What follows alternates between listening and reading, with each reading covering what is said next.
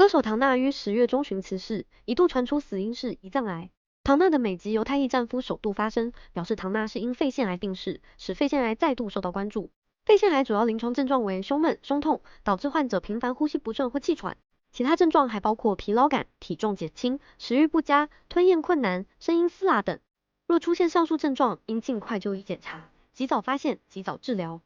肺癌是指在肺脏及支气管处长出恶性肿瘤，主要分为小细胞癌，占所有肺癌的8至10%，其中90%有吸烟行为，及非小细胞癌，占所有肺癌的88至90%。根据卫福部公布2019年国人10大死因统计资料，肺癌已连续10年高居台湾癌症死亡率的首位。非小细胞癌可细分为肺腺癌、梨状上皮细胞癌、大细胞癌，其中肺腺癌是指肺脏内的腺体细胞产生病变，好发于女性，肿瘤扩大比较慢，初期症状不明显。一旦出现症状，经诊断时已是第3或第4期，移转速度快，死亡率偏高。肺腺癌临床症状主要为胸闷、胸痛、慢性咳嗽，患者经常伴随呼吸不顺或气喘。咳嗽若超过2周未痊愈，又没有感冒发烧的现象，应立即就医检查。